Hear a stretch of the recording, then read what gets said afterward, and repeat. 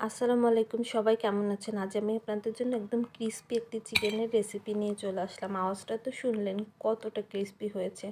দেখুন ভিতরে কতটা জুচি। চলেন রেসিপিতে চলে যাওয়া যাক। এখানে আমি লেগ পিস নিয়েছি কিছু, আর নিয়েছি কিছু উইংস।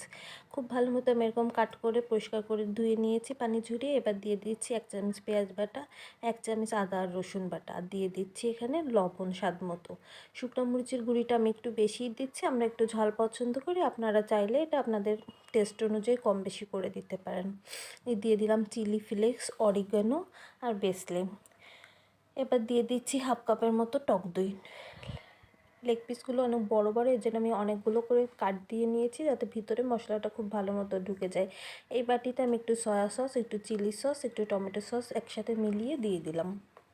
এবার আমি হাত দিয়ে এগুলো খুব ভালো মতো ম্যাসেজ করে মেখে নিব, যাতে ভিতরে মাংসের মধ্যে সব মশলাগুলো খুব ভালো মতো ঢুকে যায়। এভাবে ম্যারিনেট করে আমি 2 থেকে আড়াই ঘন্টার জন্য নর্মাল ফ্রিজে ঢাকনা দিয়ে ঢেকে রেখে দিচ্ছি। এবার একটা ডিমের মধ্যে সামান্য একটু লবণ দিয়ে আমি এটা ভালো মতো ফেটে নিলাম।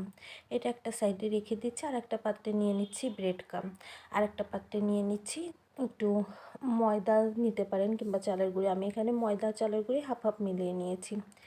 এবার মাংসটা বের করে আমি আরও একটু মেখে নিলাম।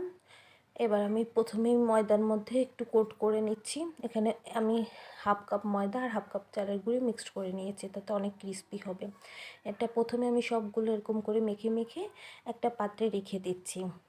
তারপরে আমি দিয়ে দিব, এরকম মেখে মেখে একটু ঝরিয়ে নেবেন যাতে এক্সট্রা গুঁড়িগুলো ঝরে যায়। এবার আমি যে ডিমটা ফেটে রেখেছিলাম এরকম সরে সব কোট করা হয়ে গেলে এবার সেই ডিমের মধ্যে আমি এগুলো আবার একটা কোটিং দিয়ে নিব। ডিমের মধ্যে এভাবে আবার সব একটা করে কোট করে দিয়ে দিব ব্রেড ক্রামের মধ্যে। ব্রেড ক্রামটা খুব ভালো মতো সারা ইসে মাংসের পিসেতে লাগিয়ে নিব। লেগে ছাড়া দিয়ে আমি একটা পাত্রে এগুলো সব রেখে দিচ্ছি। এভাবে আমি প্রত্যেকটা পিসই কোট করে নিব। আর আমি চেষ্টা করেছি রান আর উইংসে মুরগির স্কিনটা রাখার জন্য। এটা রাখবেন, তাতে মুরগির চিকেনটা অনেক জুসি হবে ভাজার পরে, আর ক্রিস্পি হবে, খেতে ভীষণ ভালো লাগবে। চামড়াটা থাকলে অনেক জুসটা ভিতরে থেকে যায়, ওটা নষ্ট হয় না, খেতে ভীষণ মজা লাগে। কামড় দিবেন একদম দাঁত মুখের মধ্যে জুস ব্লাস্ট করবে। এবার একটা প্যানে আমি পর্যাপ্ত পরিমাণে সয়াবিন তেল গরম করতে বসিয়ে দিলাম। এটা 160 ডিগ্রি সেলসিয়াস তাপমাত্রায় গরম হওয়ার পরে আমি তার মধ্যে দিয়ে দিচ্ছি সেই মাংসের পিসগুলো। আমি এখানে 4 পিস দিয়েছি। একটু ফাঁকা রেখে রেখে ভাজার চেষ্টা করবেন, একটার সাথে একটা লাগলে আবার কোটিংগুলো নষ্ট হয়ে যেতে পারে। এক পাশ যখন অনেকটা শক্ত হয়ে গেছে এবার আমি উল্টিয়ে দিচ্ছি। এগুলো ভাজা হয়ে গেছে 2 পাশ। আমি একদম ভালো মতো ভেজে এরকম একটা র্যাকের উপরে রেখে দিচ্ছি স্টিলের, যাতে এক্সট্রা তেলটুক ঝরে যায় আর এতে বাতাসটা লাগে আর ওটা ক্রিস্পি থাকে। অনেক সময় কোনো পাত্রে রাখলে নিচের পাশটা লেগে নরম হয়ে যেতে পারে। সবগুলো আমি এবার 2 ভাবে ভেজে নিলাম।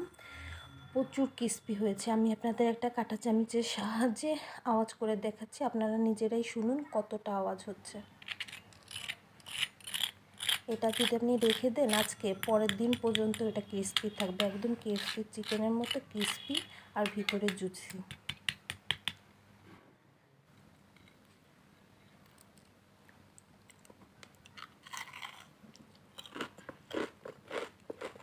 শুনতে পাচ্ছেন? আমার রেসিপিগুলো যদি ভালো লাগে অবশ্যই লাইক, কমেন্ট, শেয়ার করে পাশে থাকবেন।